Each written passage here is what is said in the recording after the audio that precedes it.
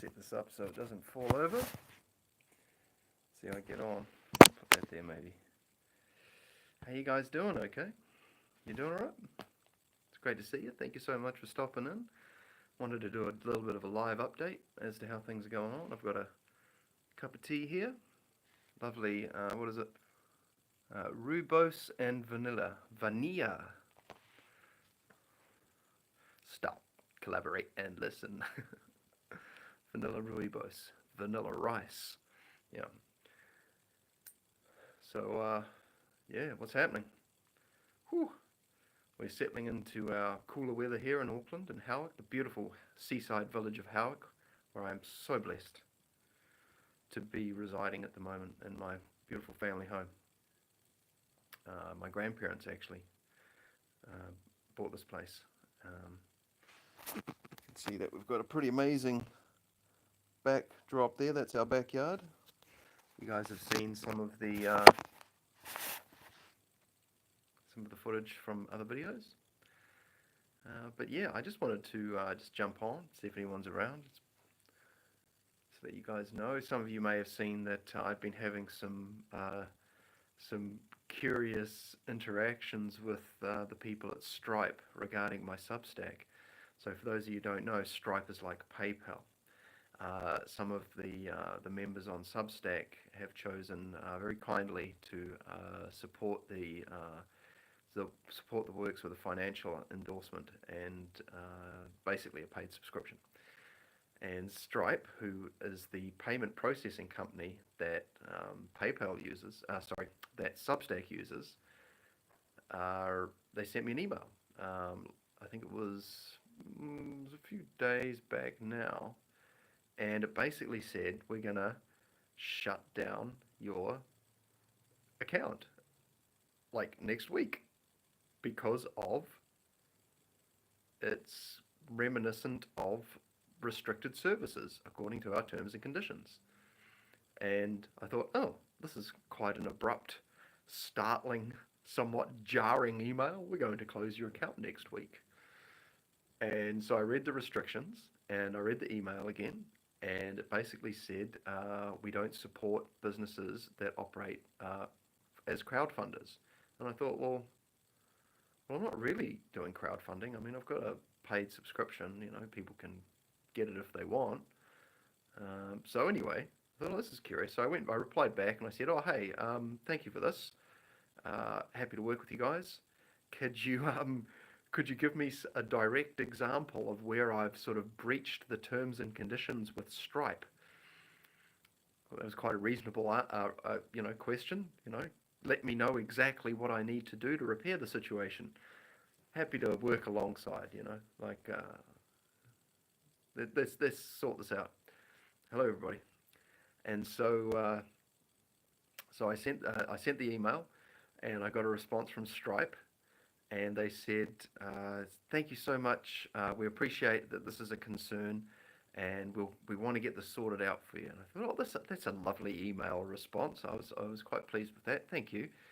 And then they said, but we can't give you any details as to why, any examples, we can't give you any specific examples as to why we're going to close your account next week. And I'm like, and they gave me the reason because of security reasons. Please read our restricted businesses section on the terms and conditions to understand.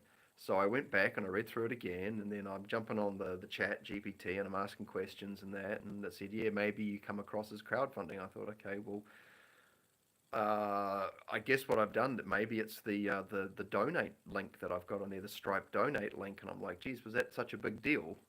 Was it? Okay. Well, the donate link's not doing much anyway. It was just a thing I put there for those who want to just, send something through to help out or, support the channel, whatever, in their own way. Not everyone wants to sign up for a subscription. And Kalahakate, how are you? Thank you. Nice to see you.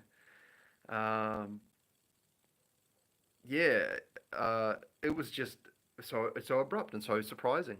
So anyway, I read through all the things again, and I was like, okay, and I was talking to the AI, and I'm like going, okay, if it is an AI indeed, and another conversation for another time, and yeah, it's- it, I was like, okay, well, let's just maybe just pull the donate button down.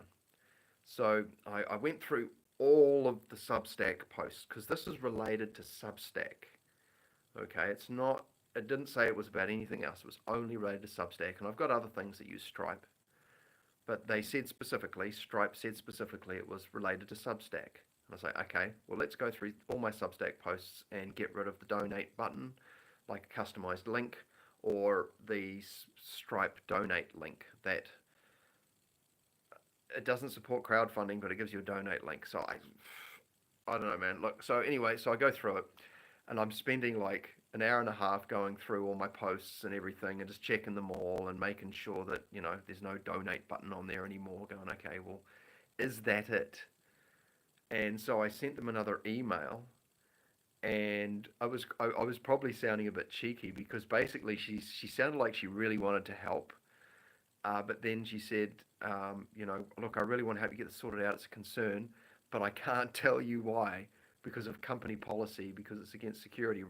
It's a security risk of some sort. But you're talking to me. Can you not verify it's me? I'm guessing it's because they didn't want to enter into some kind of dispute process. Like they're being purposely vague, non-specific. They kind of point in a general direction and say, and then you're allowed to appeal it. And I pressed the button that gives you the appeal option, and then it gives you two options, and anyway, it was non-specific. So, so, so what I did, I sent her an email, and I thought I'd use a bit of psychology here. I sent her an email. I said, uh, okay, since you can't tell me, I didn't say it, but this is what I sort of inferred. I said, well, perhaps if I remove all of I can't remember what I said exactly. I said, well, perhaps if I go through and remove all the instances where I am offering people to support me via donation as opposed to a paid subscription, um, and if I remove that, can you comment as to whether or not that is something that will help my situation? Like, it was so bizarre. It was so bizarre. I'm like, having these people, they really wanted to help. And anyway, so it carries on. So then I get a response back saying, look, sorry, I can't say. And she basically gave me the same copy and paste template email with a nice bit at the beginning of her and then some company supplied policy templated type paragraphing, which was just like it went from doodly doo, hi there, thank you, we really want to sort you out, to this computer says this very. So I thought, you know what? One of the bros is like, bro, you sure it's not a scam? And I'm like, well, I'm pretty sure because you can check the email origin and it said, you click on it and it gives you the actual email address that the email came from, and it was accounts@stripe.com. And and it had details on it that were specific to me. And so I was like, well, it seems legit. And I thought, you know what? I'll go onto the Stripe website, I'll log in, and because I did that before anyway when I got the first one, I logged into my Stripe account, and there was a banner there of sorts, and then it disappeared. And then I tried to re-find the issue under my alerts and other places, and it just disappeared.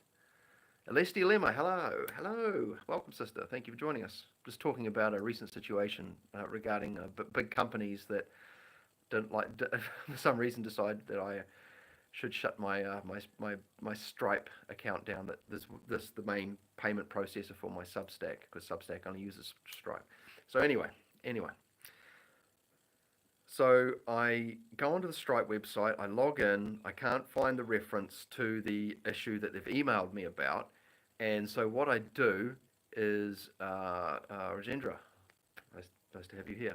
So I go onto the Stripe website, and I send them an email on there, and I said, hey, here's the situation, can you verify that this email came from you guys and that there is a situation that needs to be resolved here? And within, pretty good time, I got a phone call. I didn't answer it. I was at the supermarket, and I got back and I was like, oh, this person's tried to call me twice from, I think it's in San Diego and Los Angeles somewhere. Um, and she sent me an email. I said, look, can you send us a screenshot of the details and da da da da da. And so I did everything that was asked for. I sent some screenshots and I copy and pasted the reference, the ID to the ticket, the job ticket, if you will. And this person was like really, really nice. Said, oh, look, sorry about this. This is a real, I know this is a real concern. And it's like, wow, everyone who's responding to me seems, genuinely wanting to help me out here. And I sense the sincerity as well, because I've dealt with the fake smiles and that too, but and the fake email smiles, if you know what I mean. And I get a response, and they say, "Oh, thank you so much for this. This is actually outside of my area of specialty." And I was like, "Huh, okay, sweet as." So she said, "I'm going to share it with my boss or my manager or my supervisor or something." And okay, sweet. And then our a few moments later, it was actually a few hours, I got another email, and the email said it was from her supervisor, another lady, and it basically said a really lovely, nice opening. Thank you, Phil, blah blah blah, for reaching out to us and did that. And then it just went straight back to the cold email response, the template response. I kind of feel that once they found out what the job was, they got told no. It was like, phew, man, that got frosty real quick. Like the emails start off nice and then they just get frosty, right? But anyway, so I've just now received an email from them because I just thought, bugger it, I'll go onto their, I'll jump through their hoops. So I jumped onto the email and pressed the, but like a further investigation or a appeal this decision thing. So I clicked that and then I said, I've removed all the stuff on the website, on the Substack that I believe, I can only assume is what was the problem, according that goes against your terms and conditions. Oh, hello, David. Lovely to see you. Oh, great work on the threads too, brother. It's great to see you active on there. I've actually just had to delete threads off my phone because I think it's slowing it down, but I will be back. And Overseas Vision, lovely to have you here too. So I've just got an email from Stripe, and they've said essentially that they've reactivated my account. Thanks, guys. That's very gracious of you. But I have to say, after all this effort I've put into cranking up my Substack, and I just want to say too, last week, I hit 100 subscribers on my Substack. That means so much. They're not all paying subscribers. It's not about that. What it is that the people that have come to my Substack have gone out of their way to follow me at philrice.substack.com. A lot of people don't like going off the populars like YouTube and Facebook to some largely unfamiliar platform like Substack. They may have heard of it, but they don't want another thing. So all of you wonderful people who have followed me over on Substack to sort of pull away from the YouTube ecosystem a little bit, which the hoops you got to jump through on YouTube are substantial to get, for a bunch of reasons. Substack's just an easy create, go, and the payments are fast, and they only take like a 10% cut, this type of thing. So anyway, so Stripe has reactivated my ability to sort of collect the funds that come from people who want to support me on Substack. So thank you, Stripe. But the fact that you guys were strangely reluctant to give me specific reasons or direct examples as to what occurred that caused the breach so that I could remedy it, I basically had to guess, and it still doesn't quite make sense, but they came back pretty fast with the response after I clicked the further investigation button. And so I'm guessing that's what it was. I don't know. Has anyone got any ideas? I mean, for those of you who have just joined, basically, I got an email from Stripe, who are the PayPal, like a PayPal for Substack, and I got an email from Stripe, who managed the funds that I received from my Substack, and they said we're going to close your account next week because you've breached our terms and conditions. And I was like, okay, so let's find out what the specifics are. So I went to their website and da da da, and then I emailed them back, and they wouldn't give me specifics. And so I'm talking to the chat, and I'm jumping through. I log into the Stripe website, and I double check via the chat their email contact to make sure that the email was legitimate, and it was. And I went back and I tried to sort of, like I said, like ask her a question that wouldn't get a policy-based response of, sorry, we can't tell you. It's quite bizarre, you know. You've you've um yeah, Zane, yeah, thank you, Zane. I think that's what it is too. I think they're just fucking with me, to be honest. Um, after seeing some of the other creators get pinged, like Justin from Esoterica, um, because of that song, and he had someone re-record the song. And even Bob from 60 Skills jumped on my Facebook earlier and just said, "Hey, look, man, like PayPal, Stripe, and PayHip are they're not friendly to esoteric stuff." And it's like, yeah, that may actually be the case. I mean, I'm on Substack, and there's plenty of other people on there who are esoterically minded and like hardcore, like anarchists, truth, conspiracy, conversation, and some real like I've had a good foot in that sort of like that field, I guess, for many years, and I've kind of found where I'm at in that. And there's some people in there that have got some solid stuff, and they're having to be agile with their social media as well. But yeah, I mean, basically, you just end up having to jump through all these hoops and stay nimble. And I tell you, I'm glad that I set up the Substack and started collecting email addresses because I could just get switched off. Like I'm not talking about anything too, edgy really. I'm talking about, mostly sort of, you know, esoteric stuff in the form of, stuff you can do. Bardon, Mark Rasmus, um, ESP studies. We're doing a little bit of government secret type stuff, but nothing too hardcore. So I don't know why they just decided to do that. Maybe it was just an easy, oh, it may have been something completely innocent. But the reality is that, you know, if my audience, there's sections of the audience that'll be so loyal that they'll follow me wherever I go, and I'm so grateful for them. And that, like I said, I got close to 1,000 on YouTube, and then I've got 100 on Substack, and they've come over. Most of them have come over from YouTube, so I'm grateful for that. Thank you, everyone.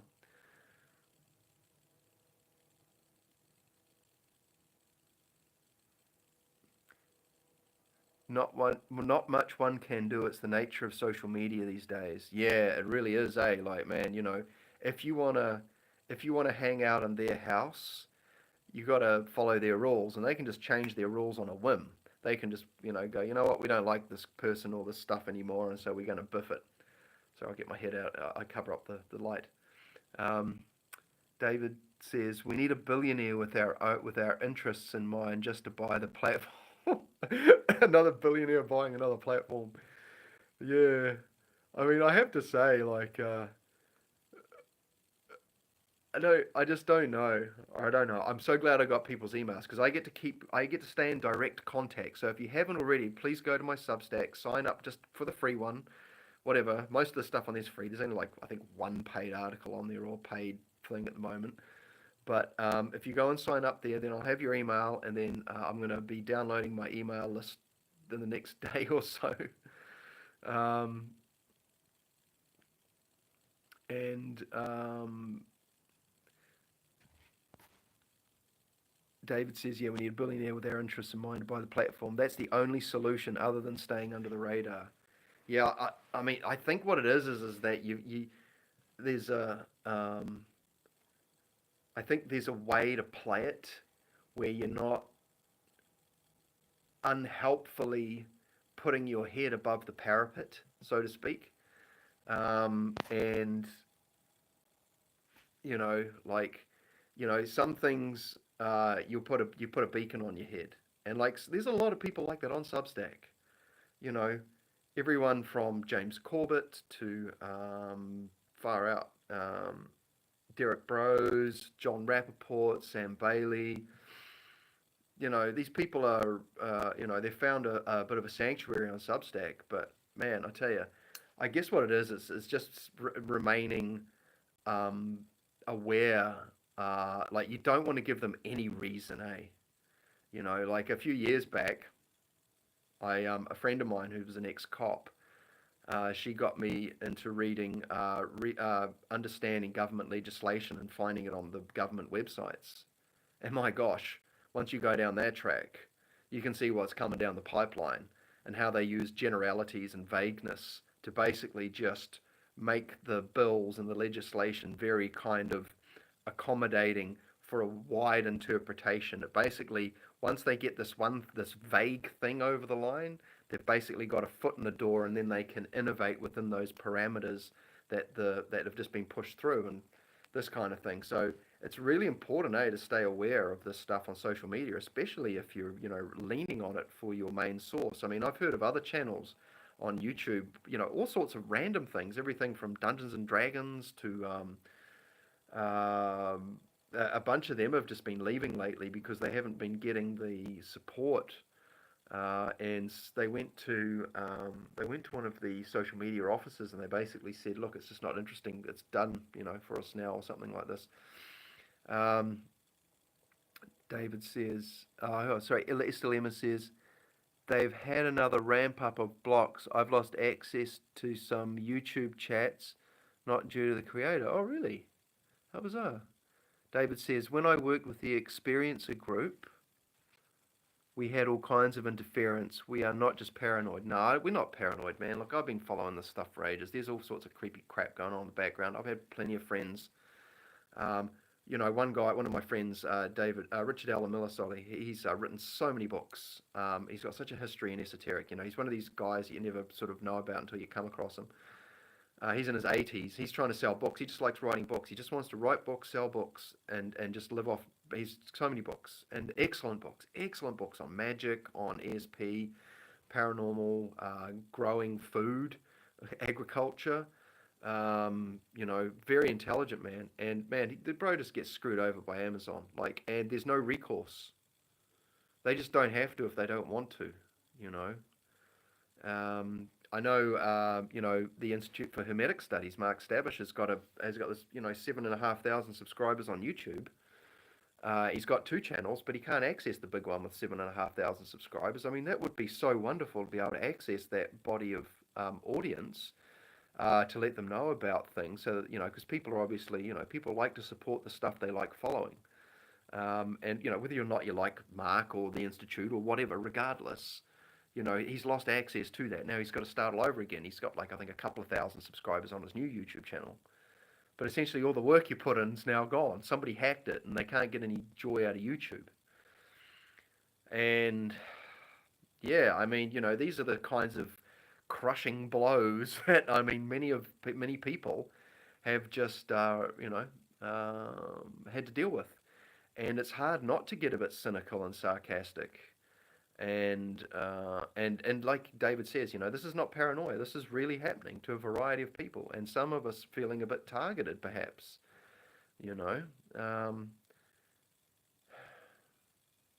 Zane says, and two, it allows the courts politically stacked can interpret the law to favor whatever powers to be. Yeah, look, hey man, the judiciary system is two-tier. There's us. There's the law for them and the law for us. Rules for thee, but not for me. I'm totally aware of that because I've had so many friends go through the system, and people who are close to me tell me about, they went through the court system and they had to study up on law. They had to do like a DIY law study, because if they didn't, they would have got, even the lawyers, man. Talk about a flexible moral compass. Goodness me, the stories I've heard over the years. But yeah, I tell you what, who wins when it goes to court? The courts and the lawyers.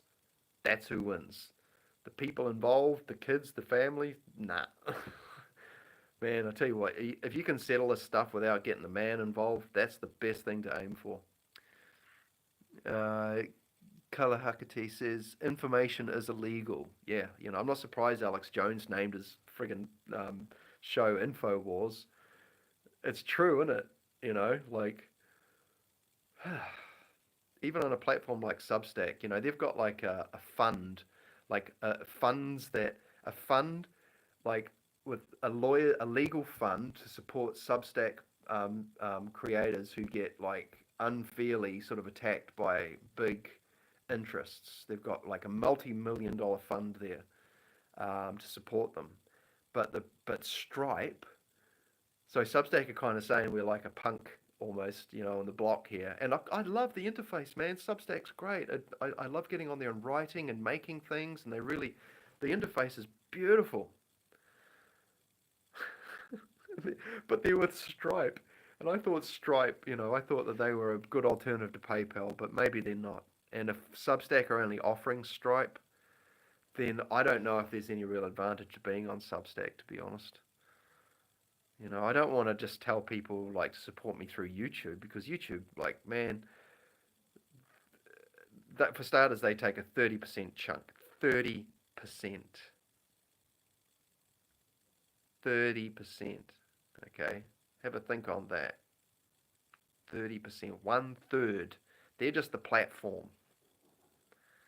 They're putting ads on your stuff, whether you activate the ads or not. Man, I tell you, it's pretty nuts. So anyway, cheers, guys. It's just, like we've got this wonderful system and body of knowledge to share with people, and you'd think that this would be a reasonably safe bunch of stuff. Like I'm not going hardcore into conspiracy and talking about the taboo stuff, because I know how to play, I know how to dance in this arena. If I want to talk spicy stuff, then I'll do it on my Substack, or I'll do it on another platform. But generally speaking, the audience isn't here for that. I mean, I know some of you guys appreciate some of the more edgy conversations, and I'm grateful that you're cool with that. It's not something I want to lean into too hard on this channel, because, well, on the YouTube anyway, because YouTube are just looking for that. They've got they've invested a lot of money into search functions to squish all that, and so it's like I wouldn't be on YouTube doing that, because it just it's just gonna yeah, it's especially if you're looking for organic reach, and that's, I think, just a myth and a fable now, unless you're talking about stuff that doesn't really matter, or stuff that's not that important. So yeah, so it's been kind of funny these last few days, just like going, this is nuts, guys. You guys won't give me specificity. You just give me this vague crap, and after listening to some of the talks by John Rappaport about how society is managed through vagueness and generalities, non-specificity, and how that's essentially a type of it's like it results in a kind of a tacit complicity, like a just sort of like a, oh well, that's just the way it's got to be, it's too hard to think about. Come outside with me for a sec, guys. Check this out. Let's just hit the evening here. Thank you, Emma. You have a beautiful night, sister. Have a look at this. Isn't this lovely?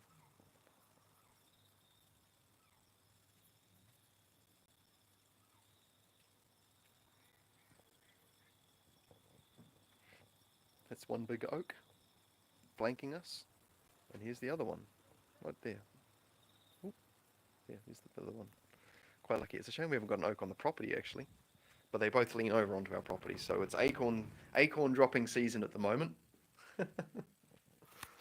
Yeah. So anyways, Zane says irritation makes the pearl. This is true, brother. This is true. And so, I've had some hardware issues too. So any of you have seen the Mark Rasmus video that I made, that was pretty much the best I could do, apart from going back and re-editing and re-editing it and re-editing, because my machine just was like getting so hot. I actually thought I was going to fry it, and I was nervous because I need that for like some critical tasks at the moment, and it's just starting to show its age. But I managed to get a version out, and it's out, and it's okay. I'll probably re-edit it and re-release it, to be honest, because I'm not happy with um, just just aspects of it. I want to put out good quality stuff, and when you're hindered by the hardware, it's not very nice. When I was a professional muso, teacher, player, I had, hot, high quality gear, and it was great, like I had a beautiful American standard Fender Stratocaster, just a good solid, two bits of wood, three magnets, and some strings, and that thing was just a solid. I dropped it several times, and it was, just went. My Les Paul, on the other hand, which I paid twice as much for, that thing was a lemon, but it was a special type of lemon. But I had a beautiful Mesa Boogie amp as well. That thing was a bit,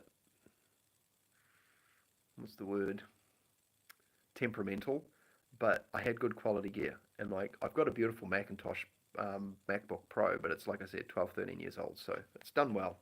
Anyway, but like I said, somebody showed up and dropped me off their box, their a Windows machine, a Windows 10 machine, and I managed to load the latest versions of some of the programs on there, and so um, I've been playing around with that the last few days, setting all that up, and just, yeah, it works pretty good. Works pretty good. But oh my gosh, simple things that would just work on the Mac, which is why I love the Mac. The amount of shagging around you've involved to get things to work on this Windows machine, just like really simple things. Like like I'm not unfamiliar with the Windows environment, but it's just yeah, it's a pain in the ass, especially when you're dealing with sound and drivers and things like that. It's really nice to be on a Windows machine though. It's like a freedom that you experience, like a liberation of sorts, because you can do more, eh? And I remember when I switched from having an iPhone to an Android phone, I was like, I'm never going back. I'm never going back.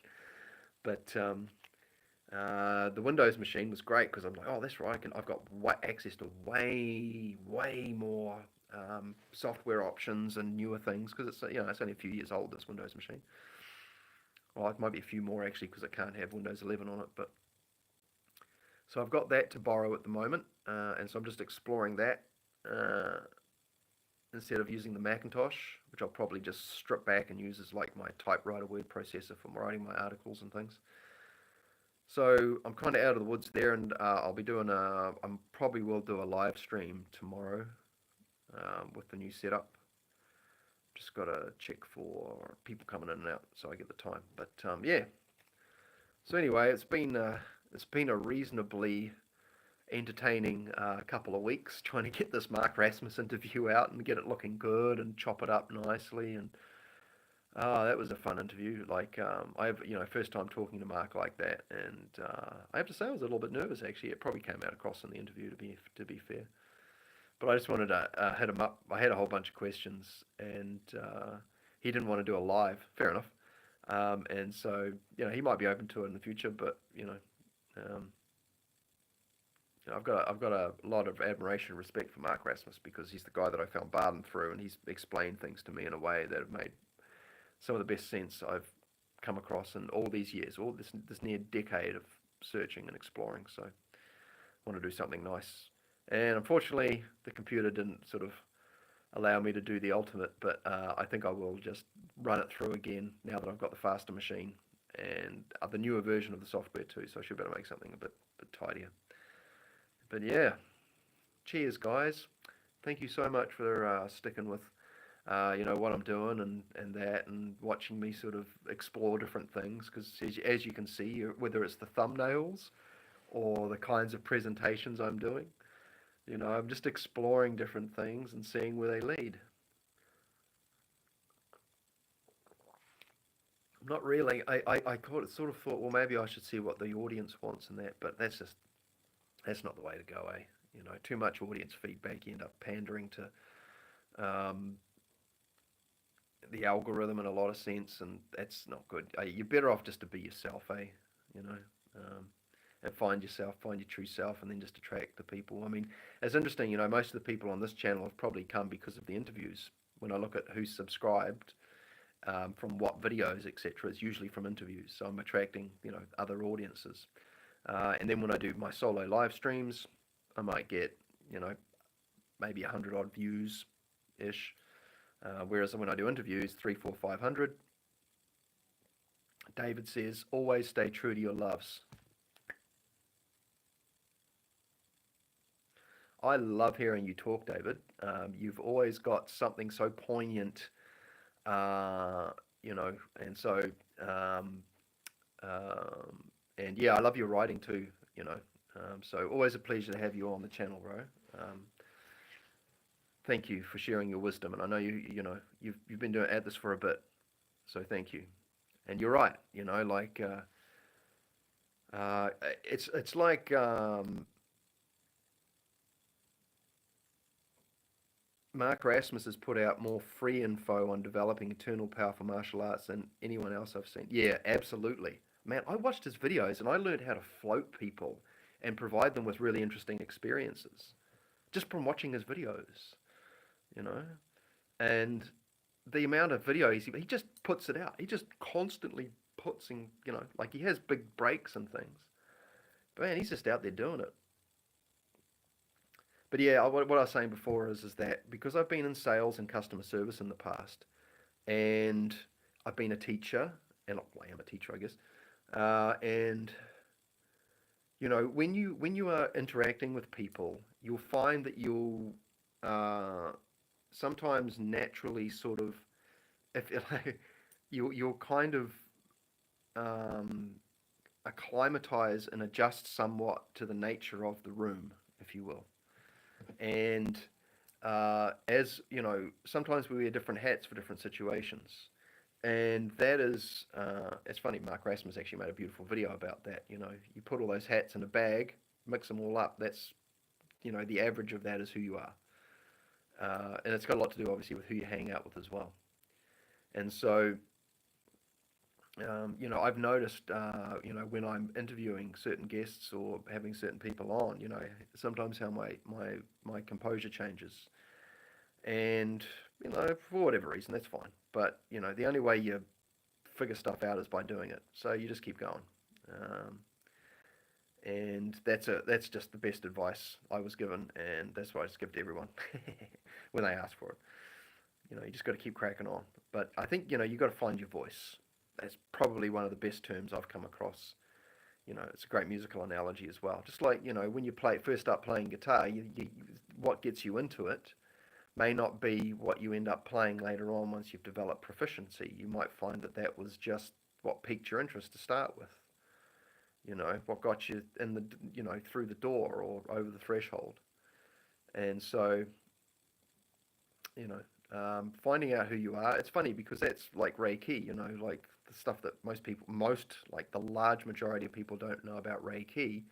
It's about essentially connecting with, the highest aspect or the truest aspect of yourself, and yet it's sort of become something else. Fine. But, if we can unabashedly, unapologetically just be ourselves, I think, yeah, I think, yeah. And then there's also this thing about, yeah, I think there's, you pick your battles and there's ways to play the lay of the land, if you will. Doesn't mean you're not being authentic or insincere, or sorry, not sincere. Yeah. But yeah, I'm open to trying stuff. There was stuff I was not going to do when I first started this channel up. I wasn't going to do interviews. Still probably will just do them less, to be honest. Just, uh, yeah, because I think it can become quite easy when you set up one of these things to sort of bypass your own genius a little bit just by going, oh, I won't make something, I'll just get someone on instead, which is fine. It's good to practice, the back end and to practice into communication skills and these types of things. And there's so many wonderful people out there. But I think too, like you got to find your own groove as well. So you can find, like I said, find your own voice. And you're going to have to try a bunch of stuff. And I tell you what, man, I don't like watching back the stuff, like doing. That's why I don't like doing video editing. like having to listen to myself back again. It's cringe. I know that sometimes I stutter and stammer, and that I have a very roundabout way of asking questions and things, and I'm sure um, it probably comes across. I mean, people like me for who I am, I guess, and they'll just because in amongst all of the word salad, there's usually something useful and even a little curious that might pop out from time to time. So it's just refining that process, isn't it? But yeah, the video editing side of things and having to watch myself back and all that. Ugh. That's why the live streams are great. You just show up and do the gig. Like it's funny. It's the same within music too. David says I hate that too. Yeah. And when you're playing in a band, right? Having to do rehearsals every week, so I used to sometimes get asked to join bands. Like the dads of the kids would say, "Oh, would you come and have a jam with us on the weekend? Come play some lead guitar, because I could, play a lot of stuff and I could just jam and improvise over whatever." And I was getting a bit bored of learning other people's guitar solos. Like some of them are cool and that, and they challenge you. But after a while, you just want to kind of do what Hendrix did and just jam, just play it different every time, loosely familiar enough. But playing note for note solos, you just end up feeling like a CD player or a jukebox. But anyway, so I get invited to these jams with the parents and things like that, and these sort of people who are they like to play, but it's a weekend thing. And don't get me wrong, man, I tell you what, I've met some pretty amazing like musicians. Like the parents, it's funny actually. The kids send them to me, and they'll come in and have a jam, and I'll be like, "Bro, why aren't you teaching him?" And he's like, "He's my kid. It's better I send him to someone else." Well, the other thing too is not everyone knows how to teach. Playing and teaching, different worlds. But yeah, getting invited to the thing and the gig, and then just playing stuff that you don't really want to play, and just I just wanted to improvise at the end of it. Like I've sort of stopped playing now anyway. I just don't want to play. I've played all the songs that I've wanted to play. If anything, it's nice to listen to stuff. I don't really listen to a lot of sung music that's sung by people. There's some exceptional female vocalists that I'll listen to from time to time, and I really love listening to those beautiful Celtic singers as well. Those beautiful soft voices. Oh my gosh, just beautiful. Just brings a man to his knees. So yeah, but you'd go to these things and you'd just be like playing templates of other songs. Great to see you, Kalahakate. Thank you so much for joining us. Enjoy your sleep. I appreciate you. Thanks for stopping in. So yeah, you can start sort of playing other people's songs. You can start playing your own song, and that can be scary as hell. Like, it's a big difference between getting up on stage and playing a cover. People are going to judge you on how accurate and how close it is to the thing. Some people will just want to see you jam it out. I've been heckled on stage for not playing songs note for note. I've seen video footage from people recording me up on stage going, "Oh, Hendrix would be rolling over on his grave," or da da da would be rolling over, and it's like going, "Bro, if you want to hear note for note, go. There's plenty of people out there that play that. I'm a jammer."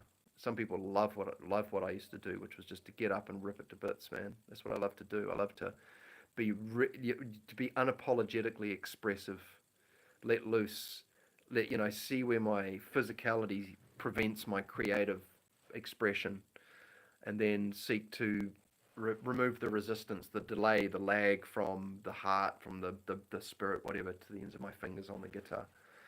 And I found where my limitations were, and it was fine. But I just stuck at it anyway. Yeah, so that was about that. Um, yeah, just trying to find out.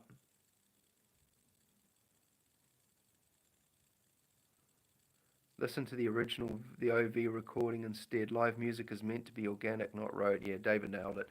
I tell you what, guys, when I was jamming with this one band and we got really tight, like we could play the stuff backwards in our sleep, man. It was we were tight, right? We went to this. We got some free recording time at these recordings at this. Sorry, this one particular recording studio, which is called SAE, which is it's an audio engineering polytech or like a community college kind of, but not quite. But it's basically a polytechnic where you can learn audio engineering and other related things, right? And at the end of the year, like if you're in a band or you're a muso and you're looking to get professionally recorded, I've got a hot tip for you. Okay, but it's a lucky dip, man. I can't guarantee results. But what you do is check this out. This is man, I tell you what, insider goss here. If you want to get professionally recorded with high-end equipment in a proper booth, right, in a proper room and all that, you go find the local college, like the colleges and the polytechs and things that have audio engineering classes, and you go hit them up towards the end of the year and say, hey, I'm a recording artist or I'm an artist that wants to be recorded, and they have students who have end of year exams that involve recording musicians, and they're all looking for musicians to record.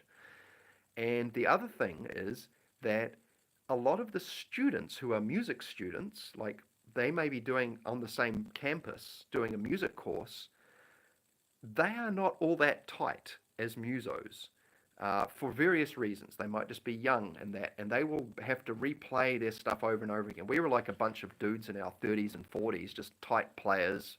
We've been on the scene for a bit. We've had plenty of years of experience. And so we just went in there and just doing like one takes. I did my solos in one takes. I think maybe one solo I may have redone again. If anything, it was my vocal. My vocal was so bad back in those days.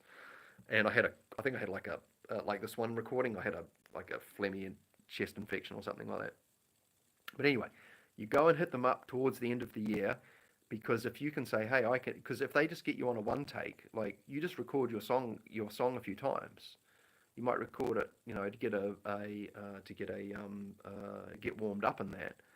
But you've got access to the best mics. Hopefully, the students can help to elevate your intrinsic offerings, because we had one bunch of guys that we were there for 6 hours recording one song.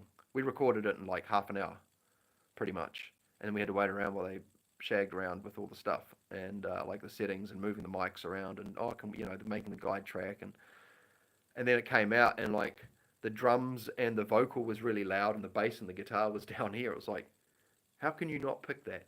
We took it, fine, whatever. But yeah, if you want free recording, but here's another thing, what David was saying. If you're in a studio, right, any of those studio recordings you've listened to, like the classic albums and that, those musicians may have been in there for days and weeks at a time playing that same part over and over and over and over again. And those recordings are sometimes very tired people who came in with huge amounts of enthusiasm and inspiration, and by the end of it, they were just glad that it was over. And there's an end thing. I mean, I didn't do a lot of studio recording. Did a lot of stuff from home, and we did like live recording, but live was where it's at. When you've got a group of people there, and you've got your game tight, that's going to bring out the best in you. It's a back and forth between you and the crowd. And that's one of the things I really enjoyed about YouTube as a musician is I could just watch all this awesome live footage of all these great musicians in a live setting where they could just chill and relax and just jam the songs that they like to play. One of these audio engineering institutes I went to, this guy who was running the reception at the one of the studios, he was just sort of managing the traffic. And he was one of the audio students, and he's like, you guys sound really good. God, do you want to hear what we've been up to? I was like, yeah, cool, man, cool. So he put on the DAW and played me back this thing, and that him and his mates had made, and oh my gosh, it was this wild progressive rock type track that was just intense. It was all over the place. It would stop and start and have all these crazy it sounded like music made by music students, as we would say. Um, it was impressive. But what was funny is he said, yeah, we're making the album and then we're going to release it and then we're going to go on tour. I said, oh, wow, when are you doing that? And he says, oh, well, the album's pretty much ready to go, but we need to learn how to play the songs first. They had recorded it in a way that they couldn't naturally play it as a band. They'd done it through the machine, probably with click tracks and things, and now they had to learn to play the songs that they had recorded. I just found that hilarious. I know, I mean, great. I mean, I'm sure plenty of wonderful music's been created that way, but that was not, that wasn't my approach. I found my little pocket was being a rock and blues jammer, and a little bit of pop music too, because there's some fun stuff out there. But yeah, so but yeah, oh man. But yeah, using music to, music can help you, as being, learning how to play and like learning how to sing and write your own original songs. Um, oh, that's what I was saying. You get up on stage, people are going to judge you because you're not playing it like the CD, and then you get up and play an original, and people are probably going to be generally more supportive because you're trying to do something a little different. Open mic nights are good usually. They're pretty safe bets. If you go to jazz clubs and things, you're going to be surrounded by jazz musos, and they're all going to be sitting there with their cheese cutters and vests with their arm fold like this. Buddy Nate, welcome, welcome.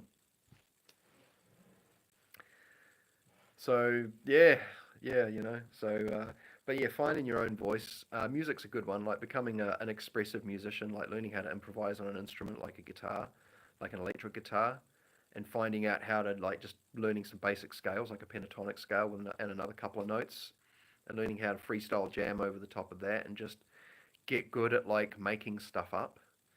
You know, um, see that might make a really good idea for a yeah. Maybe I'll do that. Maybe I'll do like an improv class. I don't want to teach people how to play songs. You guys can figure that out. If anything, it's about principles because we're hermeticists and we deal on principles, don't we? Yeah. So, cheers, everyone. If anyone's wondering, no, and nobody, no, and nobody's asked, but I'm just going to tell you anyway. So this is an unsolicited piece of information, and that is that the H on this I picked this because I went to the op shop and I found two mugs. I found a H, there was an M and an E. I think the O was missing, and they spelt home. And I thought, well, I'm either going to get the E or the H because, the letters, the Bardon letters, right? So that's what it is. It's letter H for Kabbalah, for the letter magic system, related to franzbardon system. So that's what that is. Not that you asked. It's also H for hey, how you going? Oh my gosh. And and Zane says, and then there's K-pop. How does it go? Like,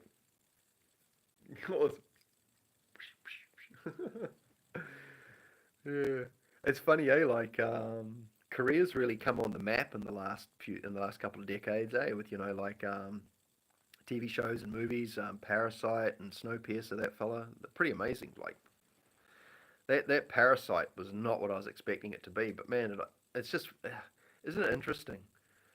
You know, yeah, and then music, you know, um, yeah. So the pop culture coming out of Korea is pretty impressive.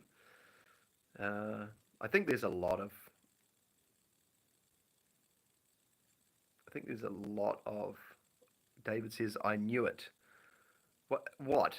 That I'm not a K-pop fan. What are you talking about? I don't really listen to any music nowadays. I got to say though that when I'm in a cafe and I hear some nice lo-fi like jazz guitar licks, oof, that's quite nice.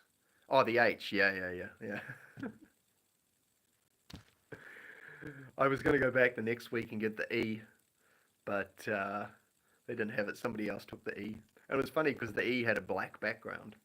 I also liked it because of the polka dots. No one in the house is going to steal this and use this cup. So- and it's a smaller one too. It's more like a mini coffee cup than like a big coffee one. So it's worked out. It's worked out quite well actually. So Hermetics, H for Kabbalah, hello. I like the H. The H is good. Yeah. So, far out, everyone. Um, yeah, I think I'm pretty good now actually. What's the time? Oh, it's just hit 8 o'clock here in New Zealand. Well, thank you everyone so much for listening me out while I shared a little bit of what was going on with the Stripe situation, because that was just bizarre. I mean, I put a lot of work into gathering that audience, and I'm so grateful for all the people that have followed me. Like going on to another platform, like that's a big deal for a lot of peeps. You've already got enough apps on your phone, but obviously some of you guys have thought that what I'm up to is worthwhile, so you've gone out of your way, and I'm so grateful. Thank you. Um, but yeah, they've given me the all clear, so I'm back in the I'm back and I'm allowed to you know I'm allowed to get paid again for the work that I've done. Bless them. So yeah, we'll see where it goes. But yeah, I've just been put on to Subscribestar. Now that looks good. I have had a look in that in the past, but they don't use Stripe or PayPal. I thought that's pretty interesting because those are the two big platforms. You think they'd even offered them as an option? Nope. They use one called, is it Krill or Skrill? And then there's Payoneer or PayJourney or something. Payoneer, not Pioneer, Payoneer. But they also they also pay you direct into your bank account, and what they take is less than 10%. I think it is. So I think it's like 5% plus another 2.9, and then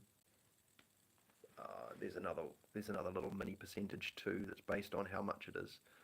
So it may end up fluctuating because as it gets bigger, whatever. But there's a few people that I like to follow that's on Subscribestar. So I might have to have a look there. I don't want to have to sort of talk people into going there instead of Substack. I'd rather just I don't know what I'm going to do because I don't want to have to.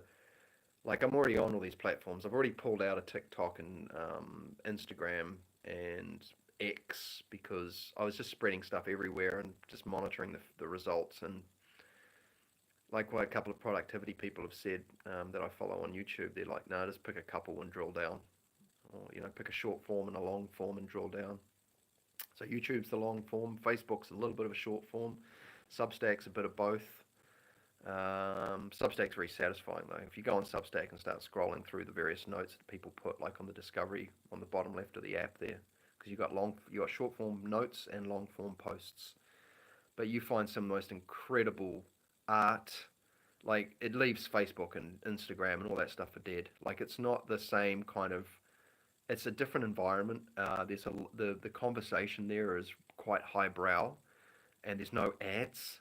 Like Facebook's creepy, and it's just it does my head in. Like every 4 or 5 adverts, I might see a post from one of my friends, and then I don't see posts from my friends, and then I'll get a message, bro, did you see that thing I posted? And I'll be like, nah, yeah. So, like I said, from the beginning, I've kind of been encouraging everyone to sort of follow me on these alternative platforms like Telegram and Substack. Telegram, hey. It's funny, I'm watching my Telegram subscribers drop, and I don't know whether it's because they're just deleting the app because they're not using it, because nobody else seems to use it, only select people. Or that, they just, as my